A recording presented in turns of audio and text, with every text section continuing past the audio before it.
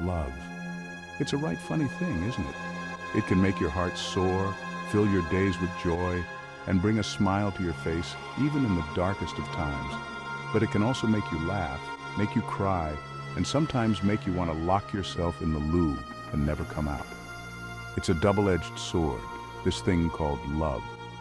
We all crave it, this feeling of belonging, this warmth that spreads through you like a good cuppa on a cold day.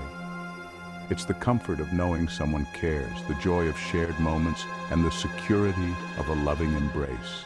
But love, see, it's got this dark side, a nasty habit of twisting itself into something ugly, something that leaves you feeling colder than a witch's tit in a brass bra. It's not always sunshine and rainbows. We've all heard the whispers, the hushed tones talking about toxic love. It's the kind of love that suffocates, that drains the life out of you, leaving you empty and broken. It's a phrase bandied about like a hot potato, but what does it really mean? What does it mean when love turns toxic, when it becomes more of a curse than a blessing? Well, imagine a love that's more like a poison, slowly seeping into your veins, turning your insides to mush. It's a love that corrupts, that eats away at your soul, leaving you hollow and lost. It's a love that controls, manipulates, and destroys, leaving you a shadow of your former self. It's the kind of love that makes you question your worth, that makes you doubt your every move. Over the years, I've met my fair share of folks caught in these webs of toxic love. Their stories are heart-wrenching, filled with pain and sorrow, and they serve as a stark reminder of how love can go wrong. Their stories, often tragic, always paint a chilling picture of how easily love can morph into something sinister. It's a cautionary tale, a warning to us all. So, let's have a look at a few of these tales, shall we? Let's delve into the dark underbelly of love and see what we can learn. Just mind you don't get too close. Wouldn't want you getting caught in the crossfire. Love can be beautiful, but it can also be deadly. Our first stop takes us to the quaint little town of Bakewell, where we meet Mary and John. This town, with its cobblestone streets and charming cottages, seems like the perfect backdrop for a love story. Mary, a bright-eyed lass with a heart of gold, fell head over heels for John, a charming bloke with a smile that could melt glaciers. They were the picture-perfect couple, always seen laughing and enjoying each other's company. At least, that's how it seemed at first. Their love story appeared to be straight out of a fairy tale, but fairy tales often have dark twists. John, you see, had a way about him. He was confident, charismatic, and knew how to make anyone feel special. His charm was almost hypnotic. He knew just what to say, how to make Mary feel like she was the only woman in the world. His words were like sweet melodies that wrapped around her heart, but slowly, subtly, John's words became laced with control. It wasn't obvious at first, just little suggestions here and there. He'd tell Mary what to wear, who to see, even how to spend her own money. It started with small things, like suggesting she wear a particular dress or avoid certain friends. It was like he was this puppet master, see, and Mary was his marionette, dancing to his every whim. The strings of control were invisible but strong. Mary, love, I think you should wear the blue dress tonight. It suits you so well, don't you think? And maybe, just maybe, you should avoid going out with Sarah too often. She's not the best influence on you, darling. She's a bad influence, you know. Trust me, I'm only looking out for you. Now, Mary, bless her cotton socks, she was smitten.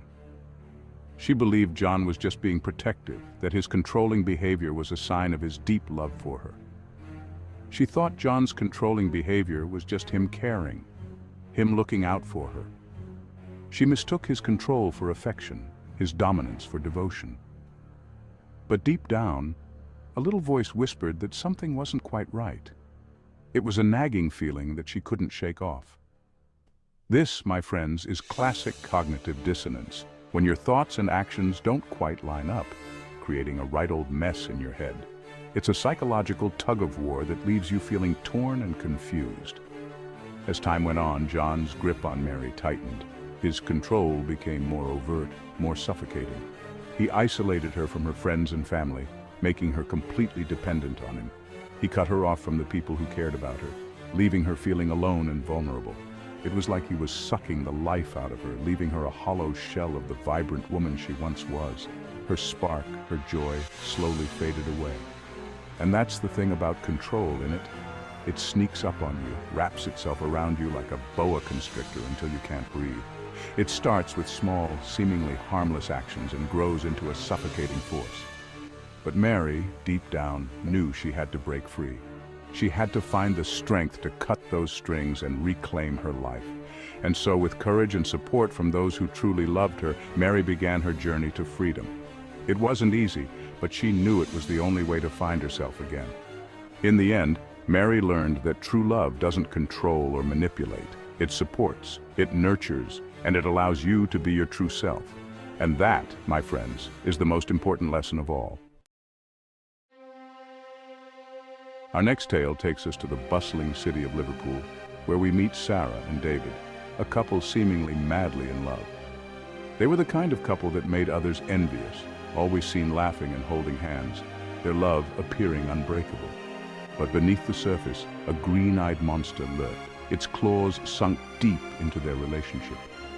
This monster, invisible to the outside world, was slowly poisoning their love.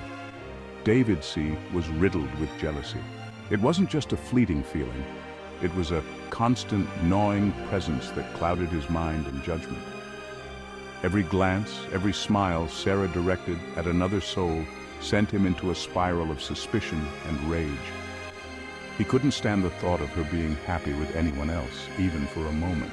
Who was that guy you were talking to at the party? Why were you laughing with him? Don't lie to me, Sarah. I saw the way you smiled at him. Do you think I'm blind? I saw the way you smiled at him. You think I wouldn't notice? At first, Sarah brushed it off as David being passionate. She thought his jealousy was just a sign of how much he cared. But his jealousy soon turned into accusations, interrogations, even attempts to control her every move. It was no longer about love, it was about possession. He'd check her phone, follow her, accuse her of things she hadn't even dreamt of. His paranoia knew no bounds. Talk about a right royal pain in the arse. His constant badgering was wearing her down, bit by bit. This, my friends, is where jealousy crosses the line from a fleeting emotion to full-blown paranoia. It's a dangerous path, one that leads to nothing but heartache. It's like a disease eating away at the very fabric of the relationship, leaving behind nothing but suspicion and pain. The love that once flourished now lay in ruins. Sarah, once full of life, became withdrawn and anxious, constantly walking on eggshells, terrified of triggering another one of David's jealous outbursts. Her vibrant spirit was dimming. The saddest part? Deep down, David knew his behavior was irrational. He could see the damage he was causing, but felt powerless to stop it. He loved Sarah, he truly did, but his own insecurities had him in a chokehold. He was trapped in a cycle of fear and anger, unable to break free. He was like a drowning man, pulling Sarah down with him in his desperate attempt to stay afloat. His love had turned into a desperate struggle for control. And that's the thing about toxic love, innit? It's not always about malice. Sometimes it's just about broken people breaking each other even more. They become entangled in a web of their own making.